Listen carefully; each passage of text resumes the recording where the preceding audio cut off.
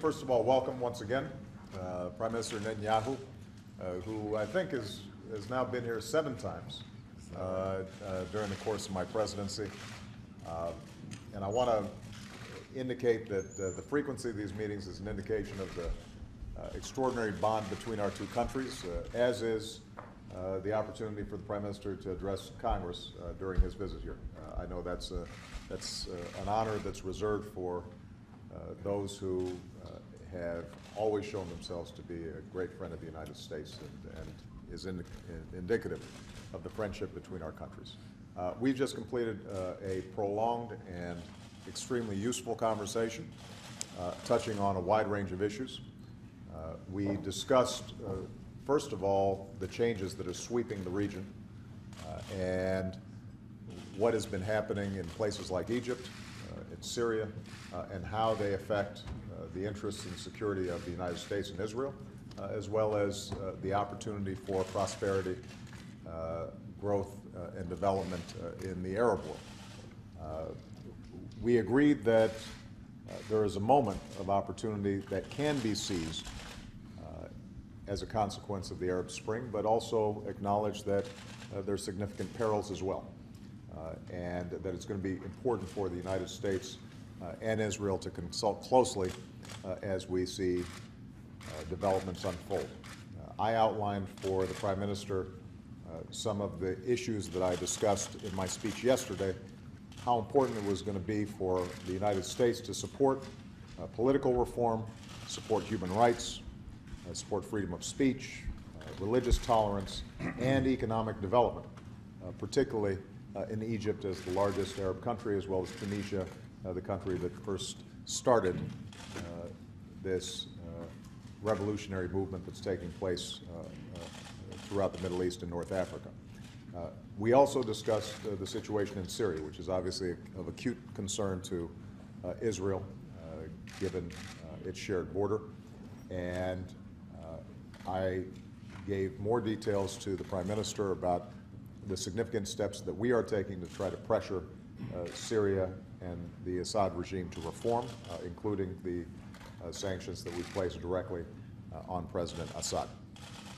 We continued to share our deep concerns about Iran, not only the threat that it poses to Israel, but also the threat that it poses to the region and the world if it were to develop a nuclear weapon. We updated our strategy to continue to apply pressure, both through sanctions and our other diplomatic work. And I reiterated my belief that it is unacceptable for Iran to possess a nuclear weapon. We also discussed the hypocrisy of Iran suggesting that it somehow supports democratization in the Middle East, when in fact they first showed the repressive nature of that regime when they responded to the own peaceful protest that took place inside Iran almost 2 years ago. Finally, we discussed the issue of a prospective peace between Israelis and Palestinians. And I reiterated and we discussed in depth the principles that I laid out yesterday, the belief that our ultimate goal has to be a secure Israeli state, a Jewish state, living side by side in peace and security with a contiguous, functioning, and effective Palestinian state. Obviously, there are some differences between us in the precise formulations and language, and that's going to happen between friends. But what we are in complete accord about is that a true peace can only occur if the ultimate resolution allows Israel to defend itself against threats, and that Israel's security will remain paramount in U.S. Evaluations of any prospective peace deal. I said that yesterday in the speech, and I continued to believe it. And I think that it is possible for us to shape a deal that allows Israel to secure itself, not to be vulnerable, but also allows it to resolve what has obviously been a wrenching issue for both peoples for decades now. I also pointed out, as I said in the speech yesterday, that it is very difficult for Israel to be expected to negotiate in a serious way with a party that refuses to acknowledge its right to exist. And so that for that reason, I think the Palestinians are going to have to answer some very difficult questions about this agreement that's been made between Fatah and Hamas. Hamas has been and is an organization that has resorted to terror, that has refused to acknowledge Israel's rights to exist. It is not a partner for a significant, realistic peace process. And so, as I said yesterday during the speech, the Palestinians are going to have to explain how they can credibly engage in serious peace negotiations in the absence of observing the quartet principles that have been put forward previously. So overall, I thought this was an extremely constructive discussion. And coming out of this discussion, I once again can reaffirm that the extraordinarily close relationship between the United States and Israel is sound and will continue, and that together, hopefully, we are going to be able to work to usher in a new period of peace and prosperity in a region that is going to be going through some very profound transformations in the coming weeks, months, and years. So, Mr. Prime Minister, welcome. Great to see you. Thank you very much. Mr. President, first I want to thank you and the First Lady for the gracious hospitality that you've shown me, my wife, and our entire delegation. We have an enduring bond of friendship between our two countries, and I appreciate the opportunity to have this meeting with you after your important speech yesterday. We share your hope and your vision for the spread of democracy in the Middle East. I appreciate the fact that you reaffirmed once again now and in our conversation and in actual deed the commitment to Israel's security. We value your efforts to advance the peace process. This is something that we want to have accomplished. Israel wants peace. I want peace. What we all want is a peace that will be genuine, that will hold, that will endure. And I think that we both agree that a peace based on illusions will crash eventually on the rocks of Middle Eastern reality.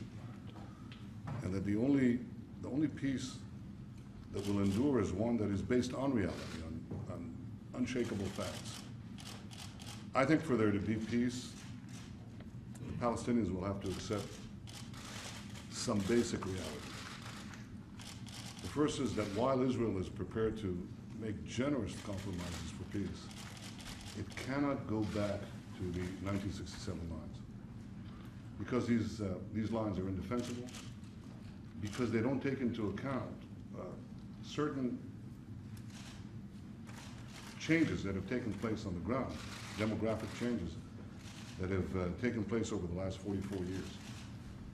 Remember that before 1967, Israel was all of 9 miles wide, half the width of the Washington Beltway. And these were not the boundaries of peace. They were the boundaries of repeated wars, because the attack on Israel was so attractive from them.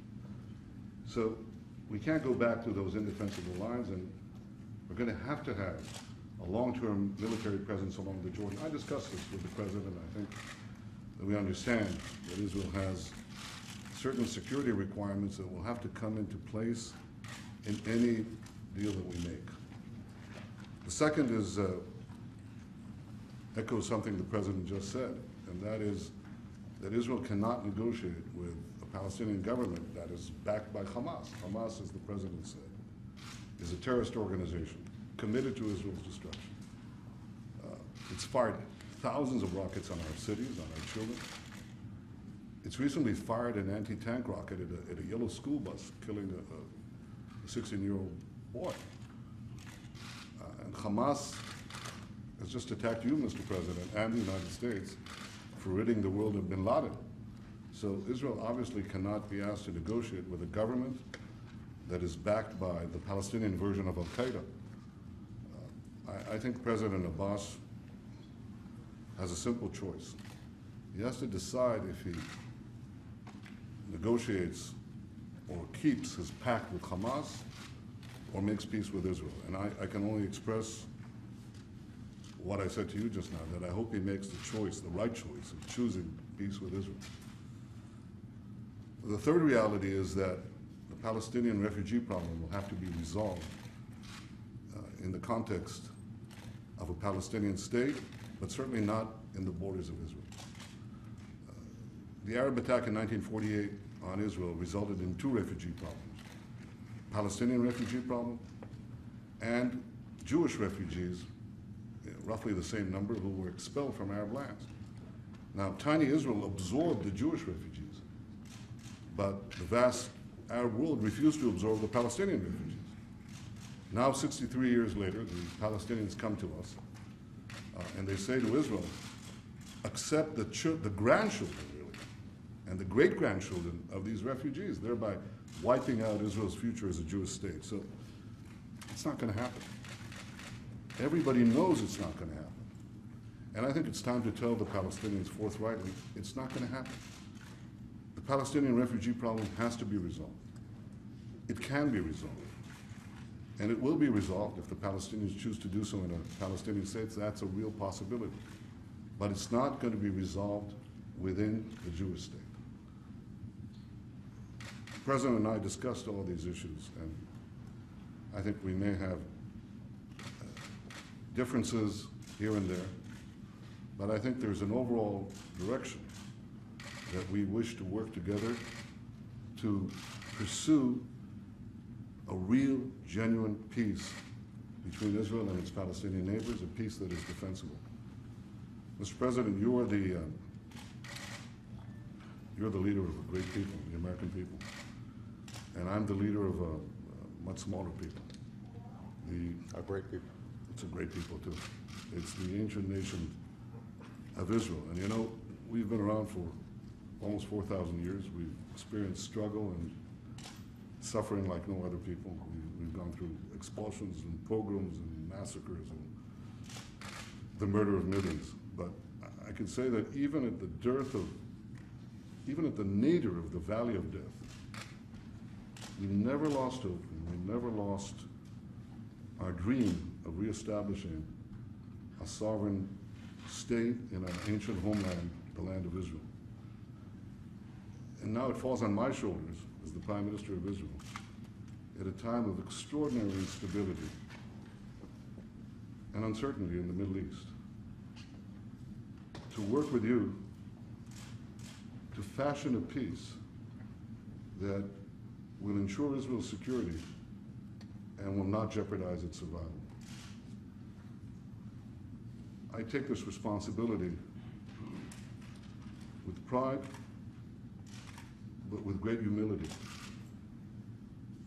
because, as I told you in our conversation, we don't have a lot of margin for error. And because, Mr. President,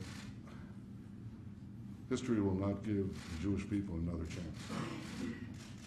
So in the coming days and weeks and months, I intend to work with you to seek a peace that will address our security concerns, seek the genuine recognition that we wish from our Palestinian neighbors, and give a better future for Israel and for the entire region. And I thank you for the opportunity to exchange our views and to work together for this common end. Thank you, Mr. President. Thank you. Thank you very much, guys.